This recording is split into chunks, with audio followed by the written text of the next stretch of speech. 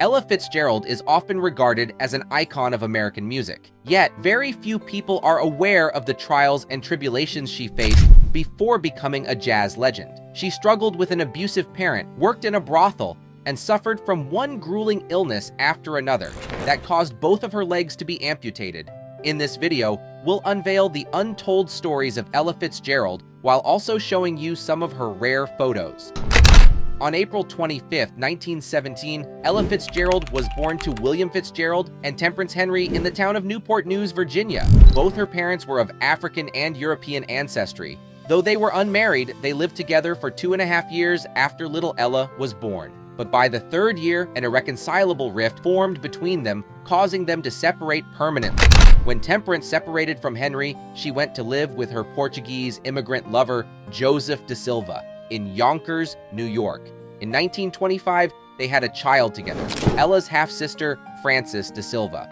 Things in Yonkers for the da Silva family were particularly difficult. They had trouble maintaining their standard of living. As a result, when Ella was only 8 years old, they had to move to School Street, a nearby poor Italian area. Growing up in such a poor neighborhood, Ella was exposed to a lot of hardship and crime. Despite the environment around her, Ella's mother tried hard to make sure her daughter was raised right.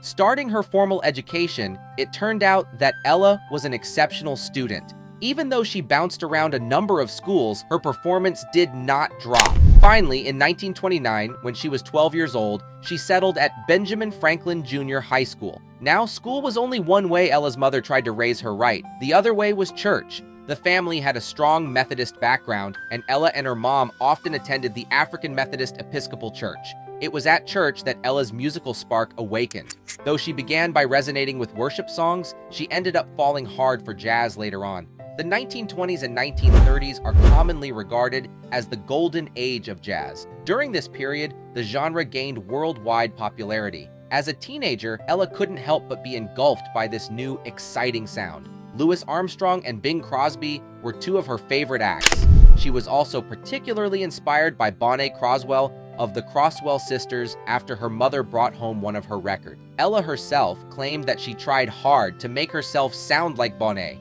For a while, things within the da Silva household were relatively peaceful, until one day, disaster struck. In 1932, when Ella was just 15 years old, her mother got involved in a car accident. She died, leaving Ella in the custody of her stepfather. The moment this tragic event took place, Ella's life went on a downward spiral. All the work that her mother had done to set her along the right path fell apart in moments. For starters, Ella and her stepfather did not get along well. Unlike her mother, he was not the least bit interested in her well-being. In fact, during the year that she stayed with him, Ella was incredibly despondent. Rumors stating that he treated her badly and may even have abused her circulated wildly. In 1933, Ella couldn't take it anymore. She fled from her stepfather's house to go live with her aunt. Unfortunately for Ella, her aunt was not much interested in taking care of her either. In this case, she was not abused. However, she was neglected, causing Ella to progress further down her spiral. Ella, the once outstanding student, started to skip school. Her performance suffered heavily for it. Eventually, she stopped altogether. To take care of herself, she started working odd jobs in the street. One of those jobs was as a lookout at a brothel. Ella would warn the sex workers whenever the police were raiding or patrolling. Another job she had was as an aide to a mafioso. Here, she helped organize illegal gambling games. This period of Ella's life was incredibly shameful to her, so much so that she never spoke about it publicly. These were things she did to survive, and if she had the choice, she most likely would have done something else. Ella's life of crime did not last very long.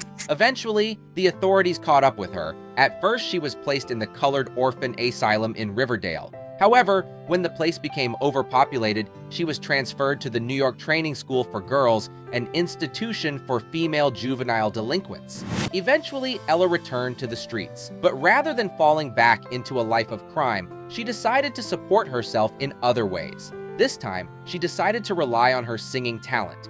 And this is what completely changed the trajectory of her life.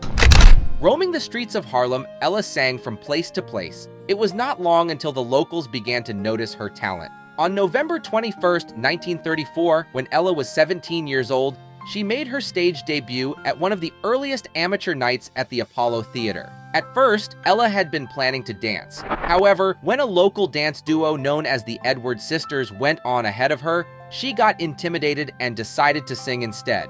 Imitating Connie Boswell to the best of her ability, Ella won first prize in the competition. As part of her first prize award, Ella should have performed for a week at the Apollo Theater. However, due to how poor she looked, the producers omitted that aspect of her prize. Even so, the word was out. Ella Fitzgerald was one to keep an eye out for. She was a star in the making. In 1935, when Ella was 18 years old, she met drummer and bandleader Chuck Webb. Like many other managers and producers at the time, Webb was turned off by her unkempt appearance. However, due to her massive amount of talent, he fancied her as a diamond in the rough. He then proceeded to try her out for his band, where she went on to exceed expectations. Webb wasted no time in signing Ella onto his band. Performing with them, she recorded several hit songs. One of her songs, A Tisket, A Tasket, was a radio hit and went on to become one of the highest-selling records of the decade. In no time at all, carried by her enormous talent, Ella had gone from street rat to nationwide star. She also developed a tremendous sense of style. When Webb died of spinal tuberculosis in 1939, the management of the band rebranded it to Ella Fitzgerald and Her Famous Orchestra. At 22 years old, Ella was a band leader. Signed to the prestigious Decca Records, the band recorded so many hits and found a decent amount of success. But then, as time went on, the band declined due to a combination of factors. Some of these were financial, others just had to do with the changing times. From here on out, Ella performed with smaller and smaller groups until she found herself working as a solo artist. During this time, she had no problem adapting to the changing tastes of the industry. Using her talent at bebop and scat, she had no problem standing alone as a superstar. After meeting Norman Granz, a producer who became her manager, Ella's career took off like a rocket. Crowned the Queen of Jazz and the First Lady of Song, she ended up collaborating with her childhood heroes, Duke Ellington and Louis Armstrong. After all the hardship she endured as a girl, the floodgates of unending success had opened up to her. No one can say she didn't deserve it. Sure, now and then, racial barriers were placed in front of her, but the magnitude of her talent was such that she succeeded even in spite of them. She has sold over 40 million records so far. She also had a very successful career in both film and television.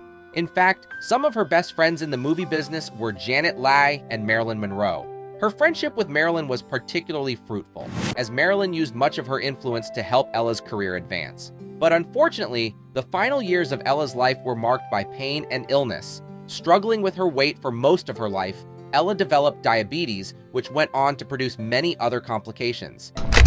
In 1985, when Ella was 68 years old, she was hospitalized for respiratory problems. After receiving treatment, she recovered. However, the very next year, she found herself in the hospital again, this time for congestive heart failure. For a while, things were stable, but then, in 1990, when she was 73 years old, she was hospitalized for exhaustion. Through all this, Ella still tried to remain active in the jazz scene. Jazz was having a revival of sorts, and she saw it as her duty to usher in the new generation. However, her health problems eventually caught up with her. In 1993, when Ella was 76 years old, her diabetes worsened so much that to save her life, both her legs had to be amputated. From here on out, Ella's career was officially over. This led her quality of life to drop tremendously. Her family members did their best to take care of her. However, on June 15, 1996, she died from a stroke at the age of 79. True to her lifestyle, Ella's funeral was a quiet and private one. She was laid to rest in Inglewood, California.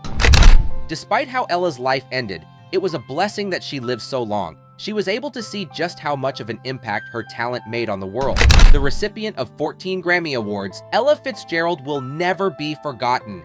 She will continue to shine as a musical star for several generations to come.